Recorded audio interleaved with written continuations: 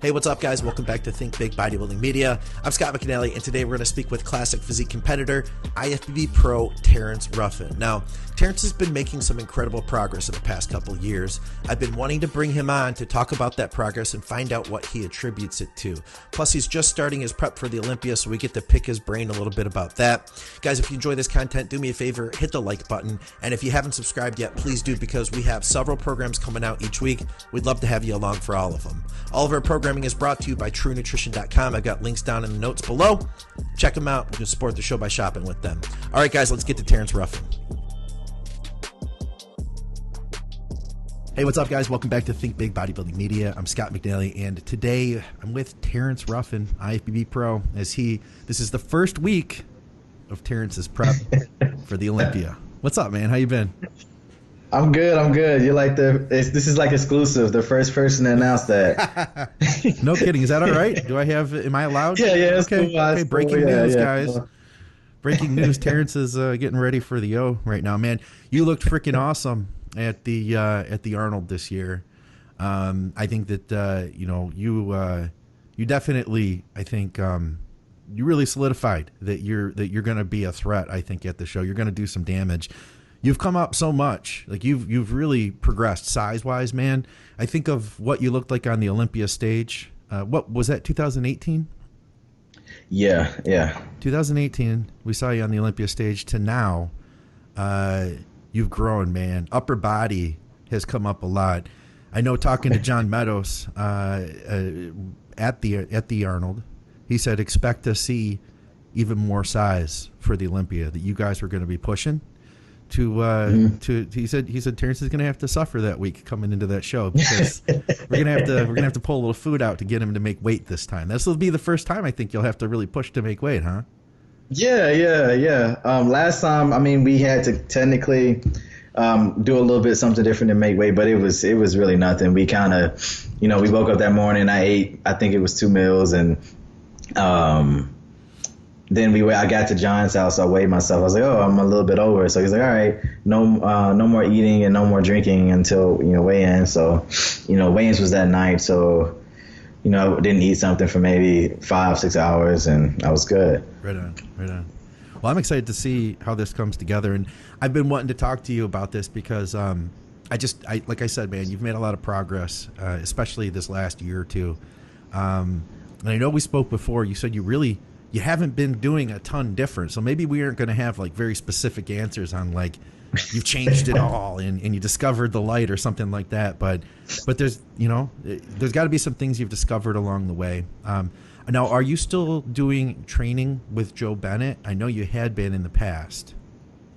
Yeah, I'm still working with Joe Bennett. We started kicking off pretty much training every day. Okay.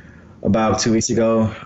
This offseason, we were training, well, I guess because of, COVID and everything.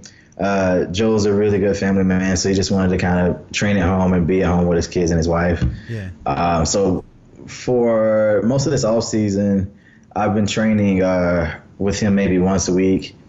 And we just picked up every day about like 2 weeks ago. So It's been going really well so far, though. Yeah.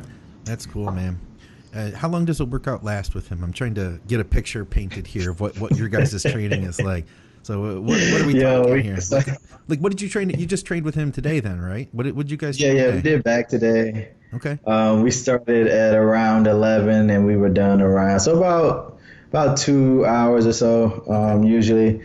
I mean, honestly, they could probably go a little bit quicker if we didn't talk, but yeah, about 2 hours normally, especially when we have Bryce there, a third guy, Bryce Bam. He's a training partner and training partner Joe and me. So okay. Yeah. So does Joe train with you then too? So he's working out as well with you? Oh, nice, man. He does everything I do, which is pretty cool. That is cool. So what are you strongest on when you guys train together? What are your best exercises? It's pretty cool, man. So, cause I've been training with him since I moved down here back almost 2 years ago now. 2 years in October. Yeah. When I first came, Joe was stronger than me in everything. Okay. But now I think he's only got a couple exercises where he's stronger than me now. So like, he's actually stronger than me in pretty much everything leg wise. Oh, really? Okay. Yeah. He's got some very strong legs, and the only other thing I think is rear delts. Okay. So which rear he's delts got don't really count. You don't have to be strong in rear delts, so you can't brag about that. It's really weird. Yeah. No kidding. So you've caught up to him on a lot of stuff, which, I mean, it doesn't surprise me. You know, I feel like with strength comes size, and, you know, with a bigger muscle, you're probably going to be, you know, stronger too. So you guys trained back today. It's a 2-hour session. How does that workout look? Like, what was the breakdown on that? Okay. So we started with chest supported T-bar rows. I forget the name. Was this supinated with the hand like this? Yeah. So we started with those, focusing on upper back. We did 2 sets.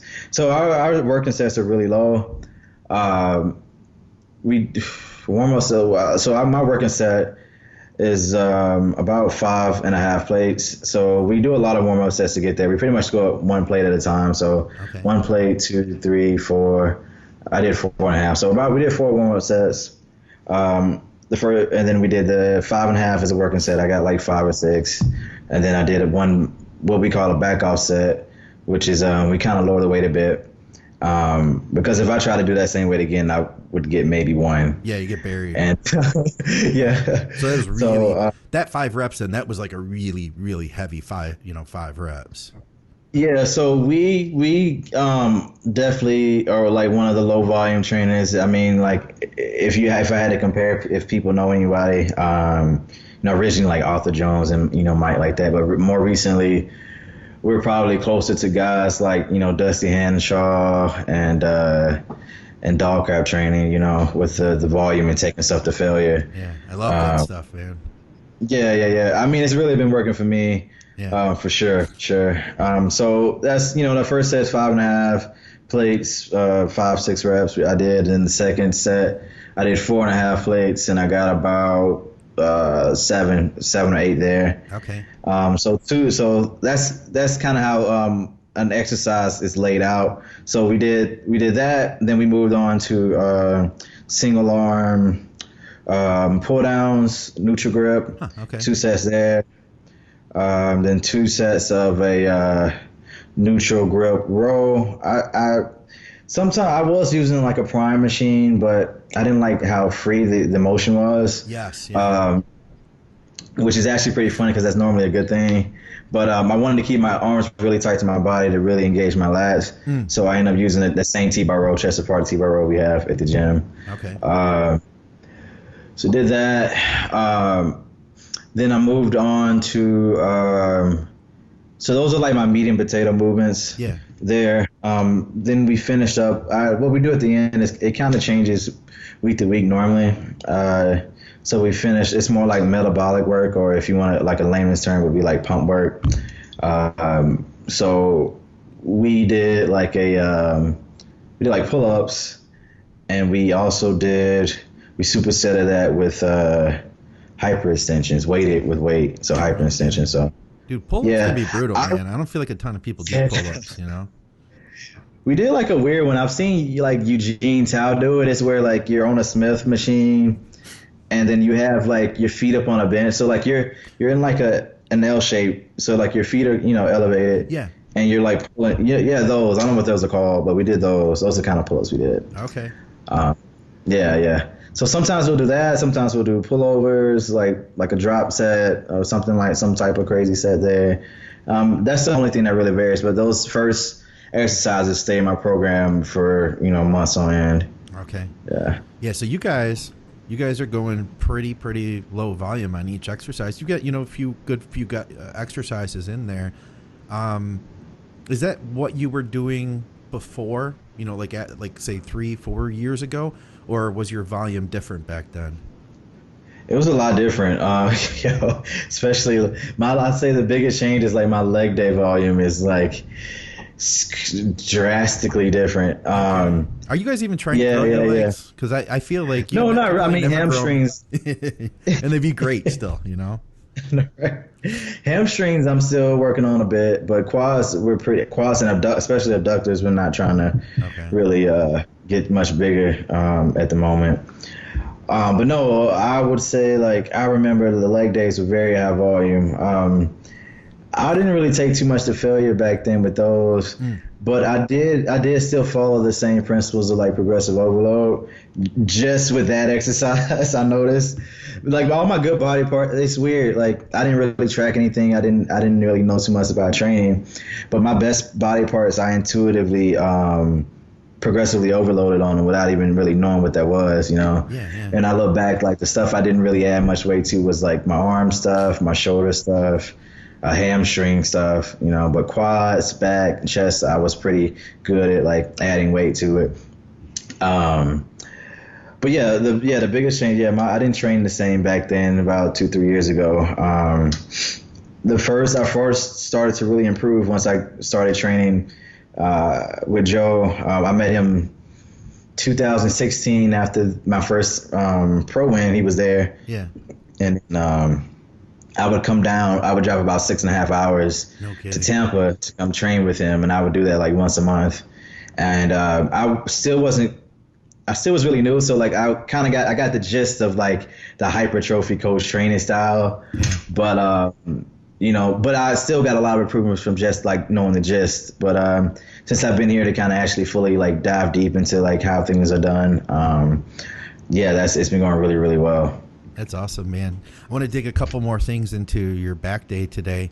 So with that first hard, heavy set of 5 reps, what's the tempo like? Are you guys doing like controlled negatives, or is it just whatever it takes to get it up, or how does that work? It's definitely controlled negatives.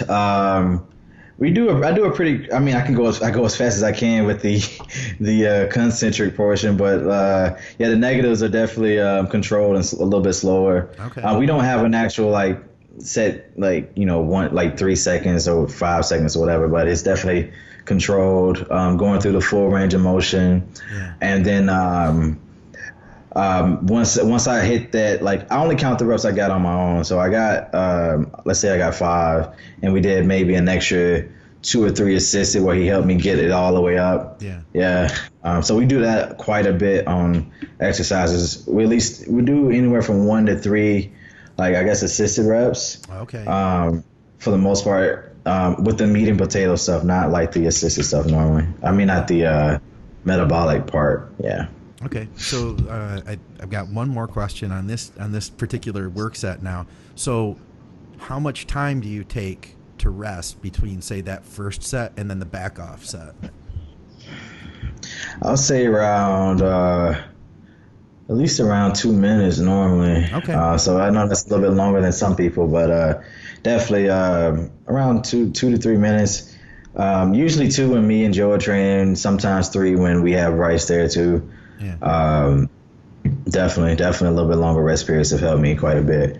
At least, I mean, if I know there's a limit. I know some research says 3 to 5 minutes you can do. I think 5 is a little bit much for bodybuilding, but definitely I think people, if they give it a shot, going from a 1 minute rest to even like a 2 minute rest, I guarantee you like they'll be able to lift a little bit more.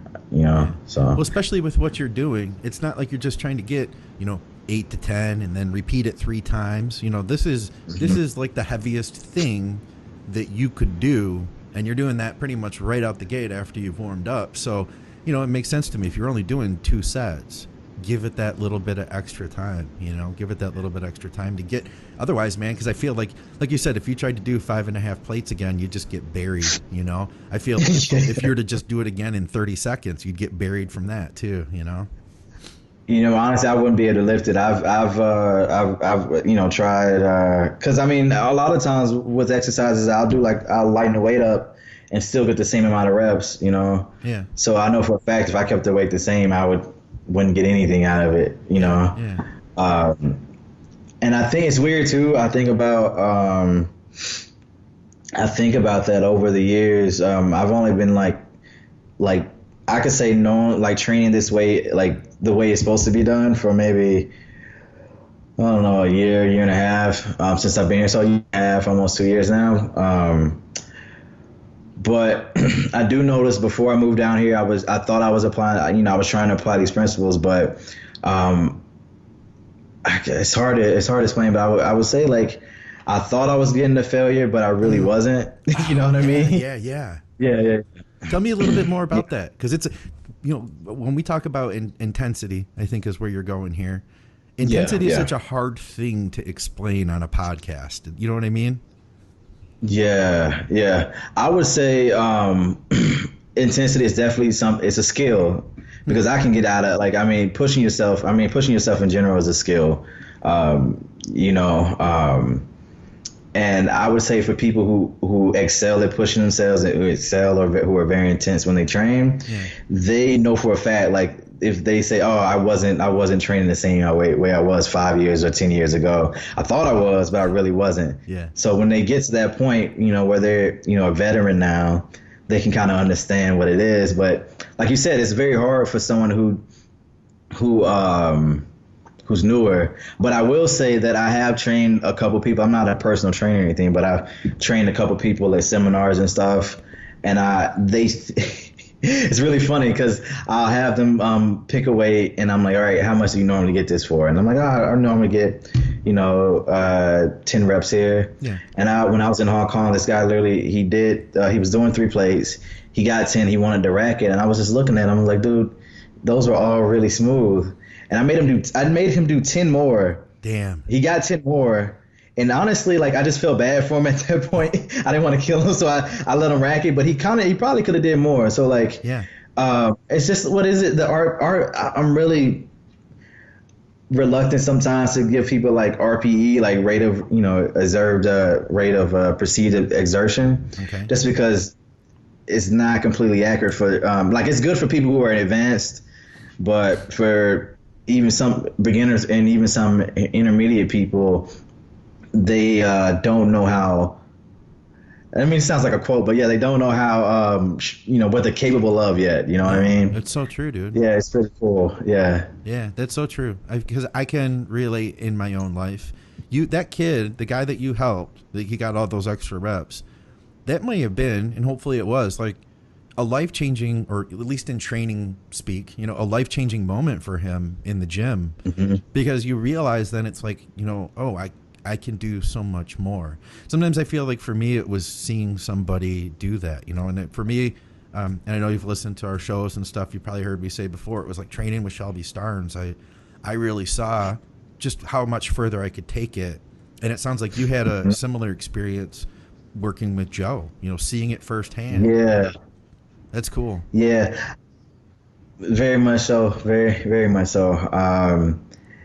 Yeah, I mean, like, it was a mixture of that, and then, I think very much, I would definitely say Joe changed my whole outlook on like training and bodybuilding, and then seeing guys because I mean, I saw Ronnie lifting heavy and stuff, and I mean, everyone sees Ronnie, but like, I think it's something to be said about doing stuff in person. Yeah. And a lot of people in the States, I know at times they don't see the value in paying for a session from someone like him or someone like Dusty. Even I had a client the other day. This is all off subject, but I had a client the other day, a well-known pro, sent me screenshots of what my client sent them, and the client was like, because the guy wanted to train with them at the FitCon Expo that just happened. Yeah. And the guy was like, they have tickets online, and then my client was like, I don't really think I need to pay. I know a lot of pros already.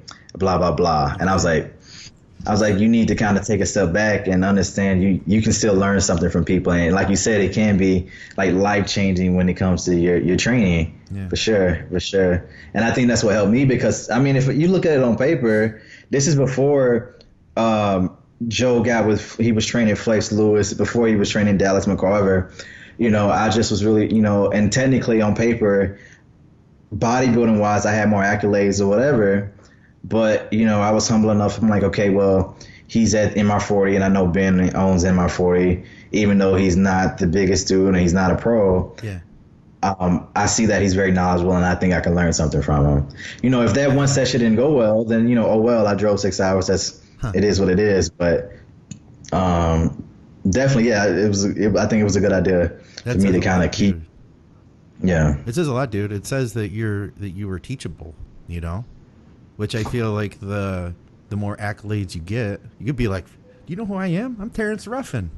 You're not gonna teach me anything. It'd be just as easy to be that guy. Yeah. I was like, yo, how about you drive up here and see me? Yeah, exactly. Yeah. And I'll comp you this one. You can work out with me.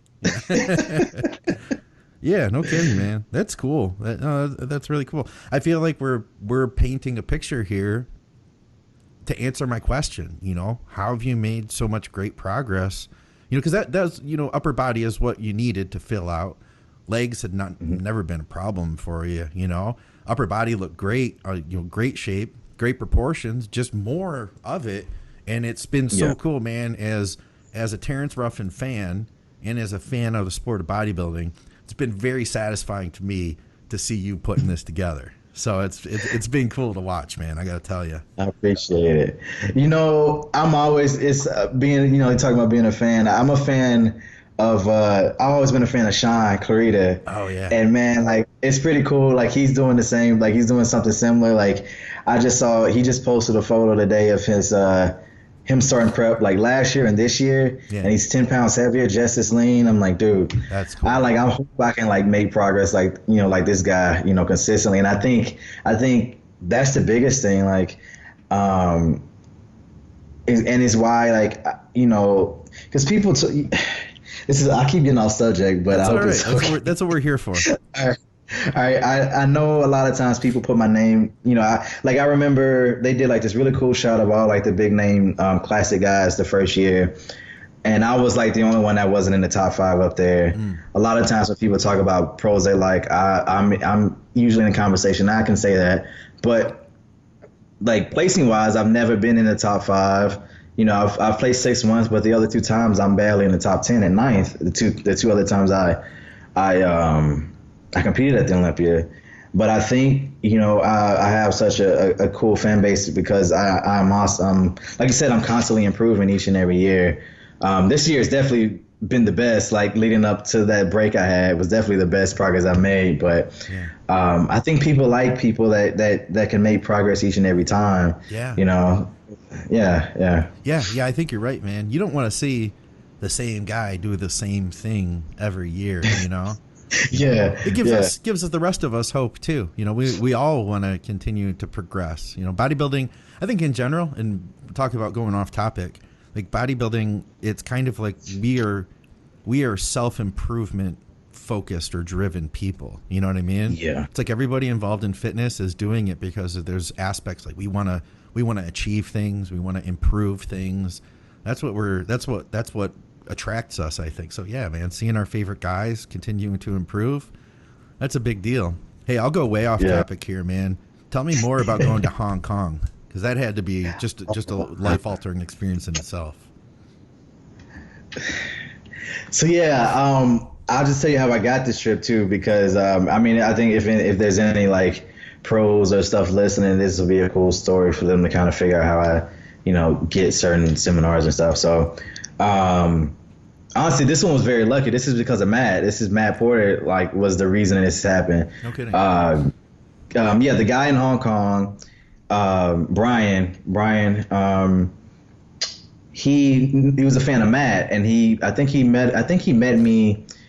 don't know if he ever met me in person, but I know that's how he found out about me, through Matt Porter and MPA subs.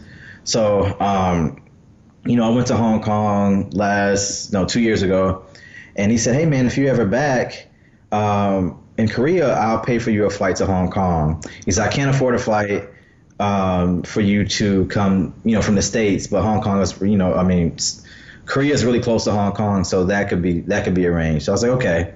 And luckily I was blessed to know a friend of mine who's still in the military. He's in charge of the entertainment portion of the military. Huh. So he's in charge of bringing guests and actors and singers to the base. Yeah. So I got lucky, and he paid for my trip to teach a seminar on base in Korea. Wow. So first week, yeah, I know, right? It was really, really awesome. Now he's going to Japan, and he said he's going to invite me there too. Oh, so, nice. I know, right? So yeah, really, really cool connection there. That's not normal, but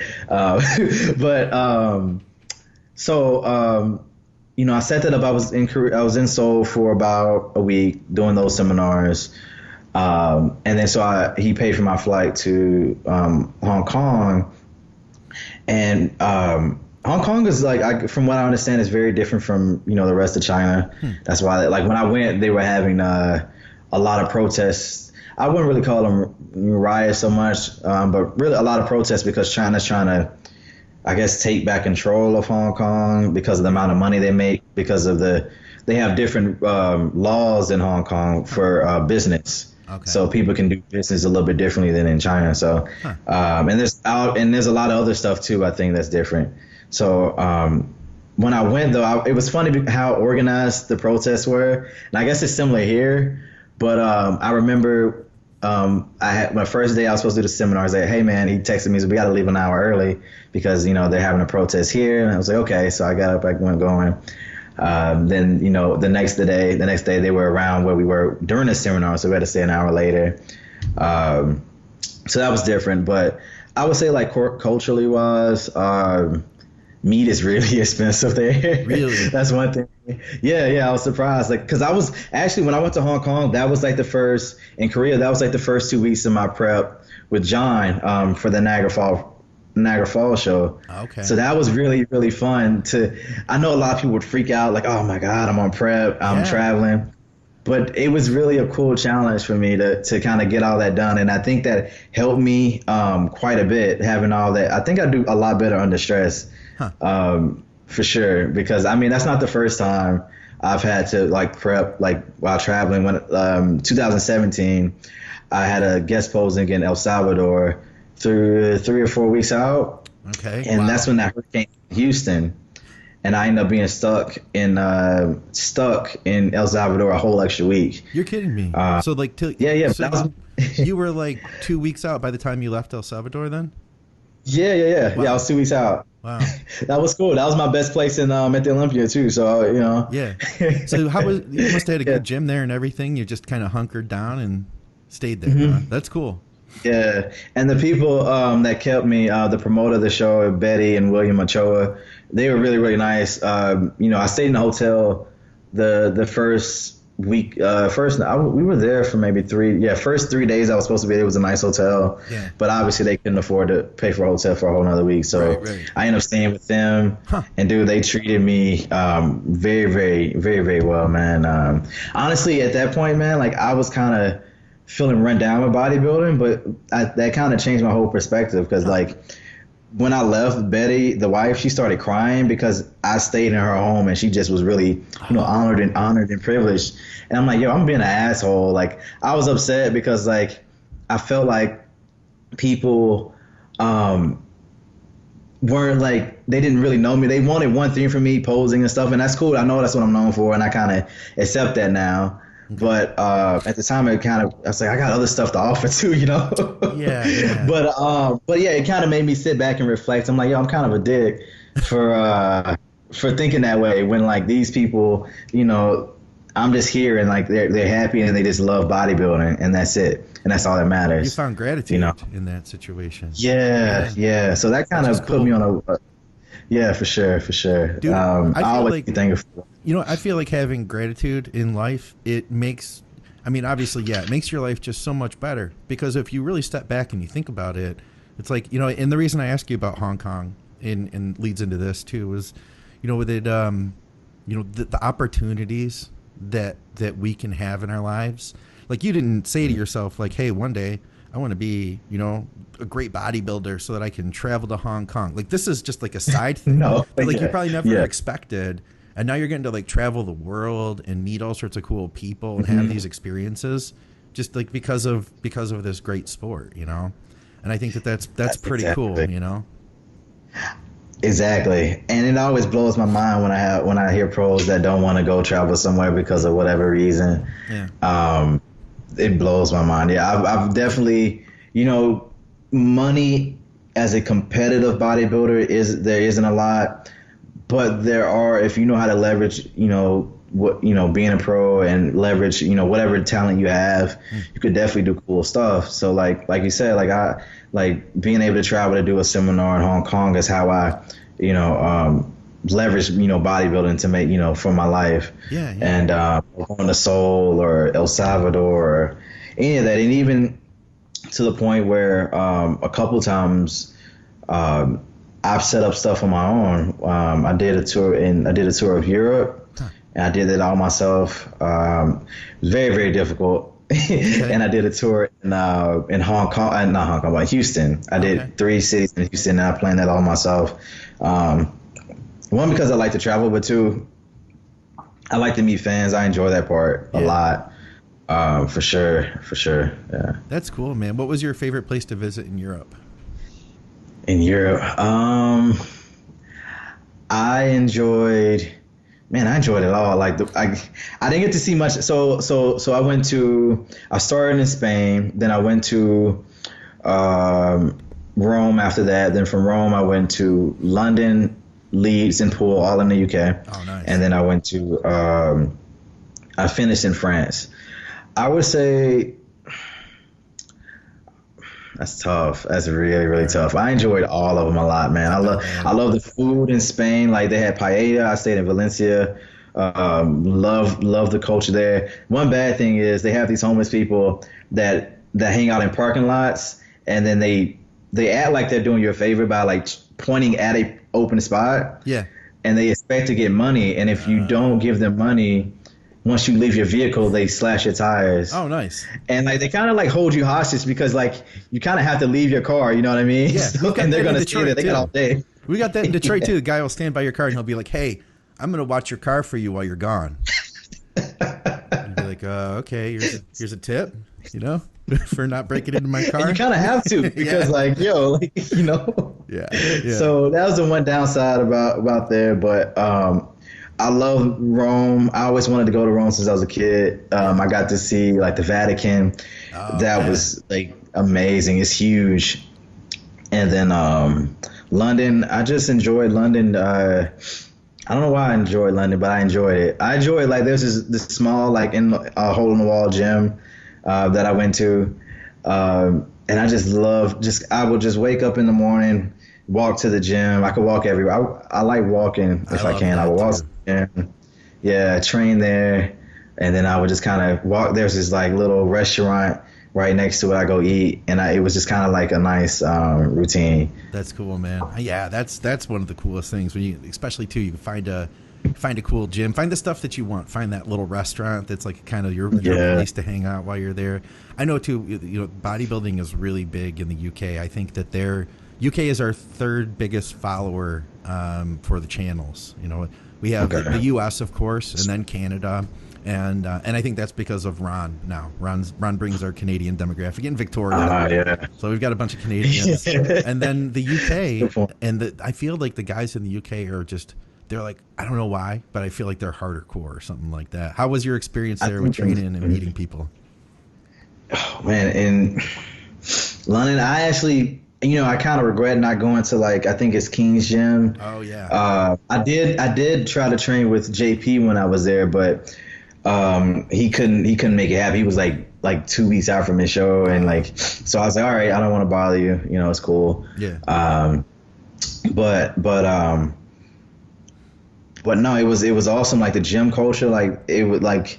You can kind of do whatever you wanted in the gym, which was nice. And I guess you can do that in some places in the States, but I feel like it's a little bit more, I don't know, it's a little bit more, it's more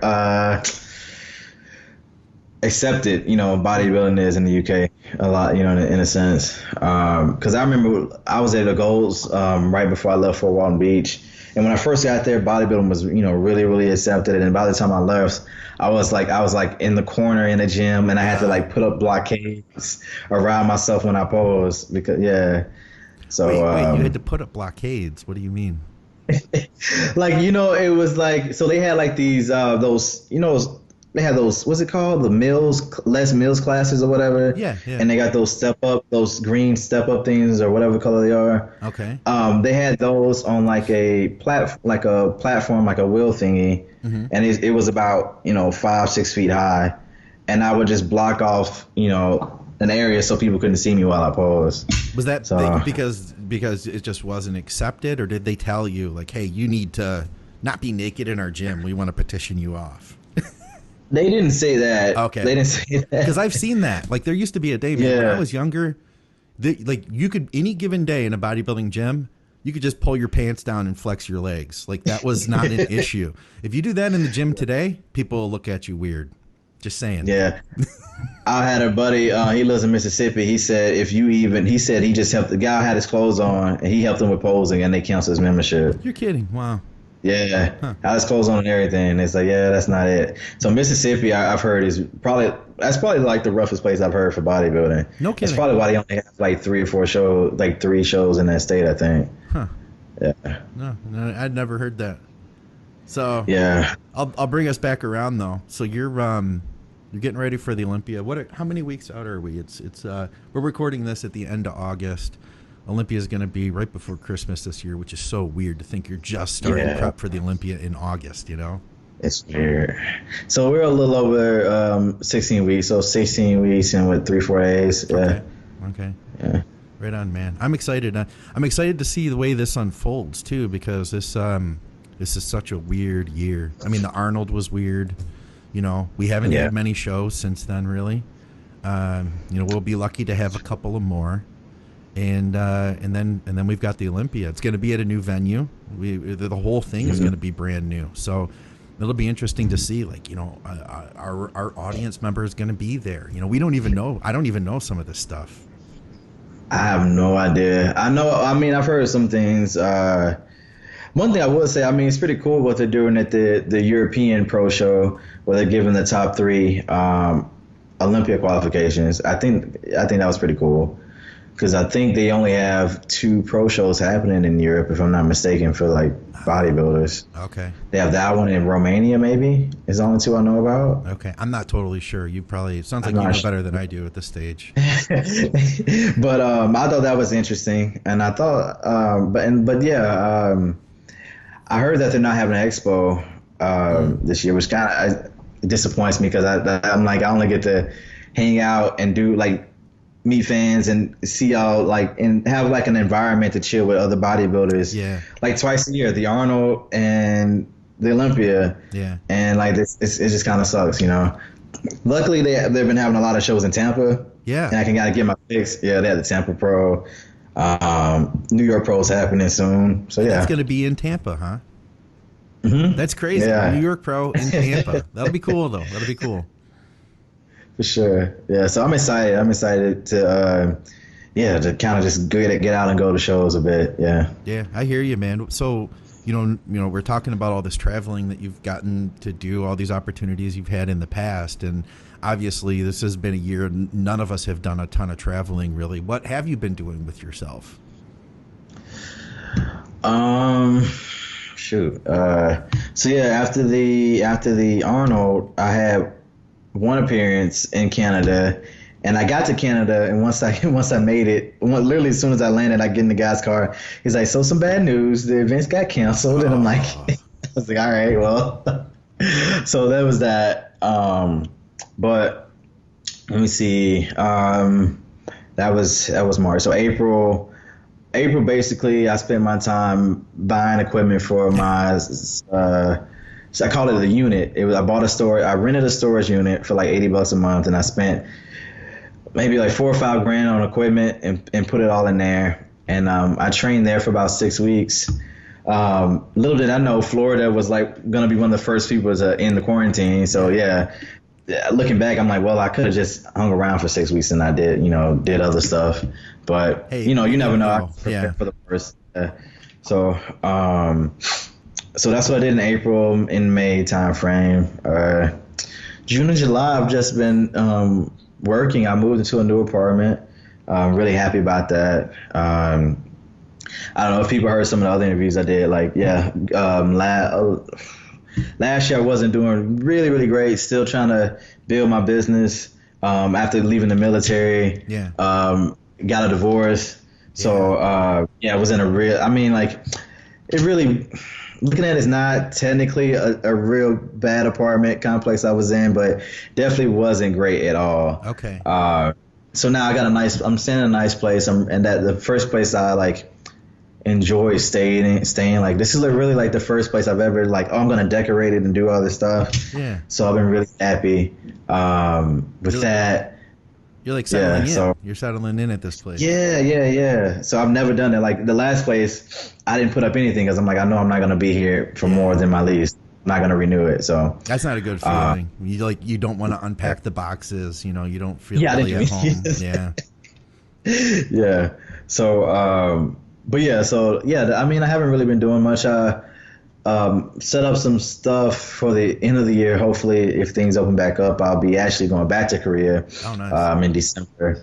Actually, probably January. They're trying to get me to go in December, but like you said, that's like the week of Christmas, or I might go during New Year's. That'll be pretty cool to see New Year's over there. Oh yeah. But I have another seminar, not seminar, but guest posing in October in Hawaii. Oh wow. And this isn't confirmed yet, but the person that's having me come over, we're hoping to put on a bodybuilding show. We was hoping to do one next year, but with everything going on, it'll probably be 2022 before I have a show. So this would be your show, like your name. Yeah, it would be in Tampa or somewhere near this area, at least within like an hour, 2 hours from here. Yeah. But yeah, I was really excited about doing that. I'm kind of nervous.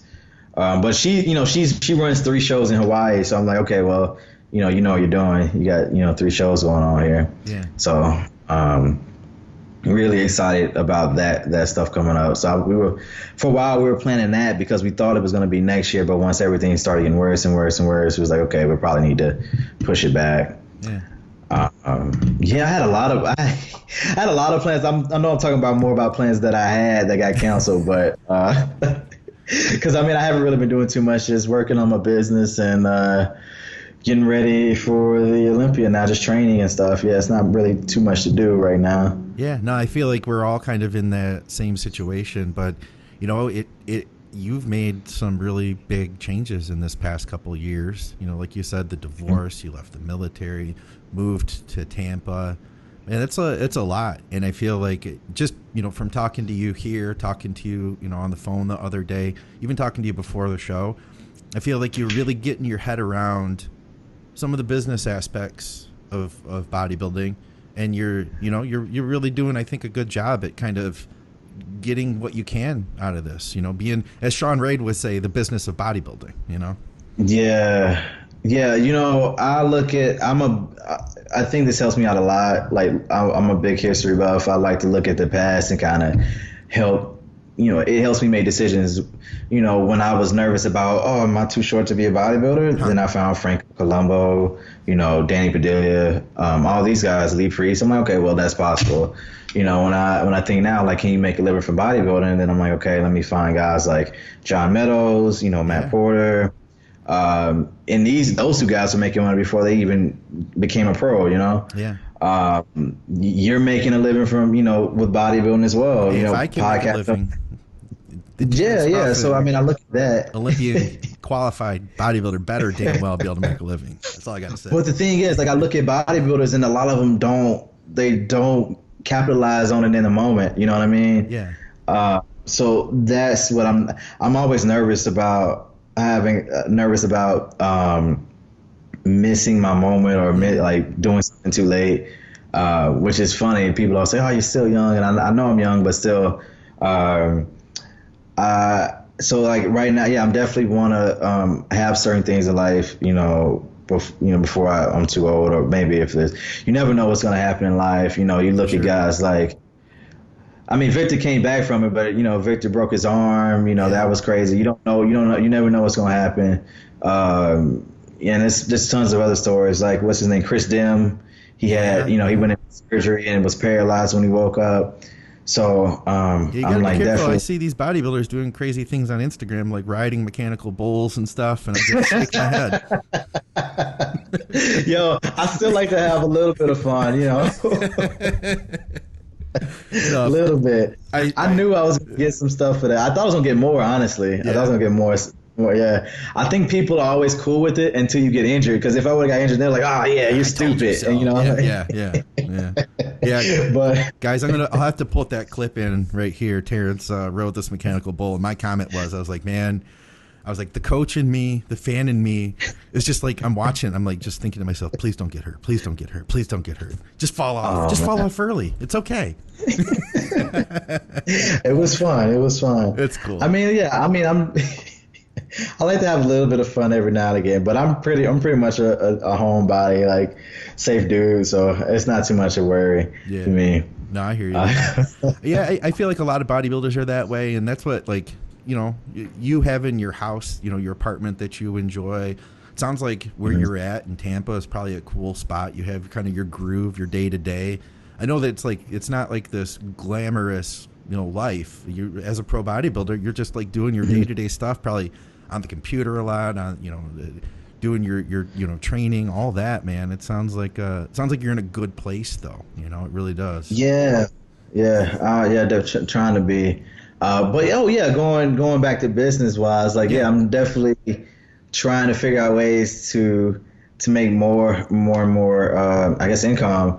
I'm doing the coaching thing now. Eventually, I would like to kind of move that up into kind of like how I think, I'm not sure quite how John does it, but I know, so guys like, I don't know if people know him, but what's his name? The Bio Lane guy, Lane Norton. That guy, yeah. he has a team of people under him, and I guarantee he takes a percent. Or Scooby Prep, Jason does that, where you take a percentage. I think so I definitely want to. Does that too.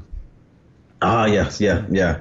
So I definitely want to move up to that eventually. I know I got a while. I got a while before I can get to something like that, because I need experience, but also I want to get some more like credentials under my belt, like certifications and stuff. So I'm working on that. And then things like, I eventually want to have like an app. I want to do all this stuff, because I see how well that runs with Joe and JP over in the UK, how well their apps do. Yeah. Subscription things. And then I don't know what else, but yeah, that's definitely a start for me, where I kind of want things to go. I'm kind of doing it now with posing. I just got my first like instructor, because I charge a very large amount. So I got a newer guy who charges a little bit less, and I take a percentage of his stuff. And so I'm starting it with that, just to kind of get an idea of how that's going to be when I kind of do the coaching side of things too. Yeah. But stuff like that. And then with YouTube, I see John doing that a lot, so I'm trying to do that more. Yeah, I'd love to see you do more video content. That would be cool. Oh my God, that's difficult. So like, I had to hire a guy. I'm finally at the point where I can afford to, have someone and pay someone. So like, I did have people doing it, helping me out for free for a while, but that's inconsistent. They got something going on, they're gonna go do it because there's no incentive. Yeah. Or the quality wasn't great either with some of the stuff that people were doing because they were newer. Yeah. The guy I got now, Daniel, he is amazing. He lives out in Orlando. I don't know if I feel like I pay him pretty good. So we got it planned out. He's coming up tomorrow actually to do some filming. He's gonna be spending the day here. Nice. Yeah. So we're gonna try to set it up right now. I can afford to get him down here, twice a month, but we get like a really long video, and then we're gonna do like shorter segments in that off week, Okay. So that's the plan. And I want to start doing, I guess I need to do some videos just myself. Like Fua's doing an amazing job. Like, that's the guy I look at and like, okay, I want to do my YouTube like him. I like his interviews. I like his the other stuff he does with YouTube, for sure. So I definitely and I guess John too. John and Fuad are two guys I really like, the way they're running their YouTube channel. Yeah, they're both killing it, man. And listen too, like, I think about where you're at right now, and just in general, we're in a point in time where everybody's documenting everything, and I think that's great, because one day you won't be competing in the Olympia. You know what I mean? One day this will be the past, but these are going to be like some of the most memorable times of your life. And even if not for the fans, but for yourself. It'll be really cool to have all these documents down the road that you can look back on when you're retired. You know, that your kids could look back on, your grandkids could look back on, just to have that stuff, you know, even like this show, 10 years down the road, man, it'll mean something to you, you know? It's pretty cool. Yeah. I got to go back and look at some interviews now then that I did like 6 years ago. Yeah. Yeah. I hate looking at stuff I'm in. Like, I don't really like to watch it. I used to not even like to go look at comments. I just started doing that now, where like and it's usually not bad stuff, so that's cool. But now, like, when I do an interview, I like to go and, like, if people got questions or they say something, I go look at it and respond. So so I'm getting better at that. So that said, guys, comment below. Talk to Terrence. Yeah. He's going to read your comments. That's what he's saying right now. Yeah. It's a weird thing, because I feel like there are people out there that are just negative and they're looking to say something negative. They're going to be like that real small 2%, you know, but it's really whatever issues that are going on, it's their issues, you know what I mean? But the vast majority of people, I think, are pretty positive and have good stuff to say. But I feel like it takes you growing some thick skin to handle that 2% or that 1%. You know what I mean? You do. It does. Yeah. You kind of, and then it's funny. It's super funny though. But like, I heard someone talk about it the other day, where like you could have like 100 positive comments, and then one person says negative, something negative, and that's the thing you focus on. You know? Yeah. Exactly. And I'm like, man, they don't deserve that. Like, let me focus on like the 100 positive people and respond to them instead of spending an hour just thinking of something smart to say to this one asshole. Right. You know? Yeah. Yeah. And I've heard it said too. It's like anybody who is saying that kind of stuff, they're not better than you. You know, it's not like you know, one of the guys that you'll be competing against is going to be saying that stuff. You know what I mean? It's not like George the Bull is going to come out and be like, your legs suck. You know what I mean? You know, so it's not like it's somebody who's better than you that's saying that, you know, it's not like somebody who's on your level. And then B, it's always them projecting their own issues. You know, it's like, if you really saw that person's life, you'd probably feel bad for them, really, you know, is what it comes down to. So I think when you can put it in that perspective, it makes it all a little bit more clear, you know? Mm-hmm.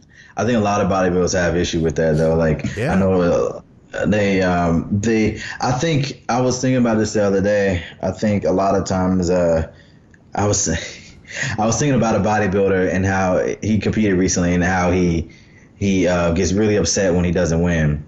And I think and I was thinking, okay, I've only been upset once when I haven't gotten the place that I wanted. And I just tell people, I'm fine with saying it now. It was in 2016, the Diana Cadu Classic, where Darren Charles beat me. And I was pissed because, like, you know, he beat me in my first pro show. It was Breon, Darren, then me. That was fine. I was really happy about that because I was like, okay, my first show I got third. Then I beat him in Tampa. And I was like, awesome, I beat him now. Like, this should just be the norm, right? And then no, he beat me every other time I was on stage with him. And I was like, yo, what happened? So I mean, we only competed. We did the Olympia, and he did way better than me. And then we did the Diana, and I got second to him there. So that was literally the one time I was like, man, like I was just like, I don't know what I need to do. Like, why is, you know, Tampa different from this show? So but I think as pros, a lot of times we kind of have to separate our physique from who we are as a person. Because, I mean, like, I get, like, even if, like, you talk to, like, an artist or someone and someone critiques their work, and some people do get pissed, but, because they have pride in their work, but at the same time, like, people need to realize a lot of times they're not checking who you are as an individual. They're, you know, you have to think of it out. They're critiquing your work. You know. And I think that kind of helps me deal with stuff. Like, even if I don't agree with it, I'm like, whatever, you know. And I think that helps me quite a bit to kind of deal with a lot of that stuff, you know. Yeah, no, I think you're absolutely right, because it is two different things, you know. And hey, sometimes, you know what, it comes back to being humble. And it depends on who's saying it, you know. If it's Steve Weinberger telling you, hey, you know, something sucks, then it's like, okay, I'll listen to that. If it's some random guy that you don't know, you gotta, you know. Yeah, and honestly, this may sound mean, but like, yeah, the random guy says something about my physique, I'm just like, it literally does not matter at all. Yeah. You know what I mean? I'm like, okay, well, all right. I'm just gonna continue doing what I'm doing over here, you know. But yeah, you kind of have to have a filter, like you said. Yeah, filter out like people whose opinions matter and those that, you know, that honestly shouldn't. You can't take everyone's opinion into account. You know, you can't take 1,000 people. You have to pick certain people and listen to those people. Yeah. There's no question, man. And that you surround yourself with those positive people that you trust. And, you know, and I feel like that's what you've developed, you know, and you've got good people around you, you know. You couldn't have a better coach than John Meadows, you know. You got it. Yeah. If you get the chance, man, I'd love to see you guys do some more video together. You know, when we talk about video, we have that'd be planned awesome. it. Yeah. We had planned it. Yeah. He was gonna do like, I guess he used to do like tour different gyms around the country. Yeah. We were gonna do that together. But I'll probably be up there sometime during my prep. Maybe I know probably at least 2 or 3 times. Right on, man. Right on. Well, I look forward to seeing more of that. I look forward to seeing what you put together with these new video projects. I'm excited to see that come together. Now that'll be what, on your YouTube? YouTube, yeah. Real quick, a shout out to Daniel one more time because honestly, I worked with him years ago. You know, he was just some random guy. Hey, whatever. I was like, I'm gonna be here. You can film. That's fine. And it wasn't terrible, but I didn't think it was worth me, you know, coming back to him and paying him for. Yeah. But we ended up doing some more stuff later on, some kind of way. And I'm like, dude, this is awesome. Like, you've improved so much in this time frame. And I was like, okay, you know, at that point I was okay, I'm going to give you this amount and for this amount of video. Yeah. And I think I probably paid him a little bit more than he honestly charges people. Okay. But I valued his work, and I valued, you know, what he has, and who I know just by seeing his work, he's going to be so much better sooner, and he's cool. You know what I mean? He's going to be busy. So I was like, all right, let me kind of like hold my spot now, you know? Yeah. So, I'm really, really happy because that's been the issue for a long, long time. Cause I know I'll never be great at editing or doing video myself. And you're busy. So I've always been looking for somebody. Yeah. It's like you got a lot to do. So that, you know, I think it's a smart move to outsource that to somebody who already does it well, you know? Yeah, for sure. So, exactly. That's 100% it. Yeah. That's cool. Yeah. Listen, I'll put I'll get his Instagram from you. I'll put that down in the description for anybody who is interested in checking out any of the other stuff that he's done. But don't try to hire him when Terrence is working with him. You're not allowed. All right. Yo, one day I'll have him full time, and once I can afford him full time, he'll just live in like a guest house. He won't even have his own life. He'll just film mine all the time. Right on, man. Right on. So that stuff's going to be at your YouTube. Of course, we've got your Instagram. Anything else? You know, if people wanted to reach out for you to coach and stuff like that, is Instagram a good place to reach out to you? No. I mean, sort of. Like, sort of? Right. They could go to my website, roughdiesel.com. Okay. But I have they have the link in my bio for my website as well. Okay. But if they have any questions, I would honestly, please check out the website first. But if you have any questions after you check out everything, because I answer a lot of questions, you know, on the website, what people usually have. But if there's any other questions, you know, feel free to message me. I don't have an issue with people needing some clarification on stuff. Right on. I just don't like when people I've put out the resources and they don't check them out. Yes. So read everything first. People don't like to read sometimes. That's the problem. That's the problem. So we got all that. Awesome. I'm excited, man. I'm excited to see what happens because you know what? It's going to be Christmas time in no time, and it's going to be freaking Olympia time. Christmas in Las Vegas basically is what it's going to come down to. I'm hoping that fans can come. I'm hoping that media can come. I'm hoping media can come more than fans personally, because that means I still have an in. But nonetheless, man, I'm hoping to see you out there. Because this is going to be a really memorable year. No matter what that happens, no matter what we're allowed to do this year, I'm excited to know the Olympia is happening, and I'm freaking pumped to know that you're going to be there. Yeah, thank you. All right, guys, for another episode here at Think Big Bodybuilding Media, advice is radio for those of you listening on audio. You know, I said it at the beginning, maybe I didn't, I don't know. But if you haven't, hit the subscribe button. If you enjoy this video, give us a like. And of course, Terrence is going to be reading the comments. So make sure you tell him what's up. Terrence, I appreciate your time, man. All right.